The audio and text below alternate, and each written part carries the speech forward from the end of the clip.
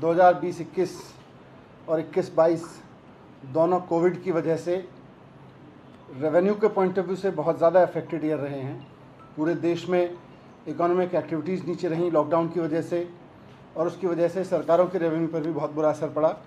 दिल्ली के रेवेन्यू पर भी बहुत बुरा असर रहा है इन दिनों। 2020-21 को देखें पिछले साल, तो जो हमारा बजट एस्टिमेट था उससे हमें 41% रेवेन्यू कम मिला। उसका नुकसान ये हुआ कि सैलरीज़ और कोविड रिलेटेड खर्चों को छोड़कर बाकी सारे खर्चे लगभग पूरे साल रुके रहे।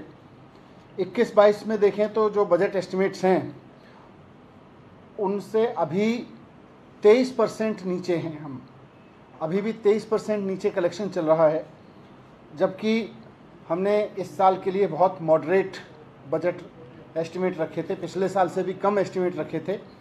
उसमें भी 23% नीचे चल रहा है टैक्स कलेक्शन, जितना अभी तक होना चाहिए था उसके मुकाबले।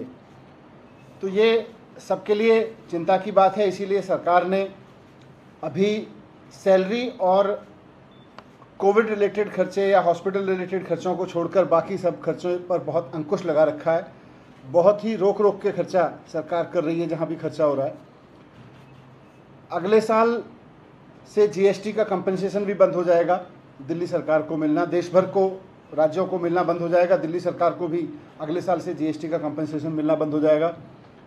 मैं बार बार इस बात को दोहराता रहता हूँ कि केंद्र सरकार से दिल्ली सरकार को ना तो फाइनेंस कमीशन के तहत जो सेंट्रल टैक्सेस के शेयर में 42% मिलता है, सेंट्रल टैक्सेस के कलेक्शन में से 42% राज्यों को दिया जाता है, वो दिल्ली को नहीं दिया जाता। केंद्र सरकार से पिछले 20 साल से एकमुश्त 325 करोड़ रुपए की ग्रांट मिलती है दिल्ली सरकार को, जबकि 1,40,000 करोड़ का करीब टैक्स दिल्ली के लोग सेंट्रल टैक्सेस में देते हैं। तो ये सारी स्थिति इसलिए क्योंकि कोविड के चलते, लॉकडाउन के चलते इकोनॉमिक एक्टिविटीज़ लो हैं और उसकी वजह से टैक्स भी कलेक्शन लो है। आने वाले समय में और भी टफ रहेगा सभी सरकारों के लिए, लेकिन दिल्ली सरकार के लिए क्योंकि केंद्र सरकार से कोई मदद नहीं मिलती है, इसलिए सरकार ने खर्चों पर पूरी तरह से अंकुश लगाया हुआ है। अभी इस साल की रेवेन्यू पोजीशन में मैं देखें, मैंने ओवरऑल बोला 23% नीचे है, जिसमें जीएसटी का कलेक्शन अभी तक जितना होना चाहिए था उसमें 23% नीचे है। वैट का कलेक्शन जितना होना चाहिए था उसमें 25% नीचे है। एक्साइज का कलेक्शन जितना होना चाहिए था अभी तक उसमें 30% नीचे है। स्टैंप के कलेक्शन में 16% नीचे है और मोटर व्हीकल के कलेक्शन में 19% नीचे है। तो ये अभी तक की पोजीशन मैंने आपके सामने रखी। इस बीच एक अच्छी पहल दिल्ली सरकार ने की थी नई एक्साइज पॉलिसी लाने की। नई एक्साइज पॉलिसी के तहत रेवेन्यू बढ़ाने के प्रयासों को अच्छी सफलता मिली है। आपको याद होगा 15 अप्रैल को इसी साल मुख्यमंत्री अरविंद केजरीवाल जी ने दिल्ली की नई एक्साइज पॉलिसी को मंजूरी दी थी।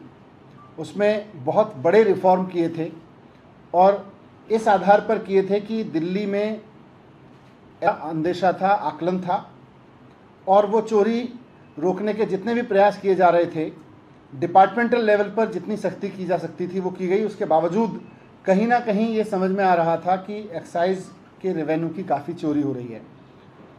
तो नई एक्साइज पॉलिसी में इसको बेस बनाया गया था, और देश की राजधानी होने के नाते जितना लिकर कंजम्पशन एवरेज दिल्ली में रहता है उसके हिसाब से हमारा आकलन था कि रेवेन्यू का कलेक्शन बहुत कम है।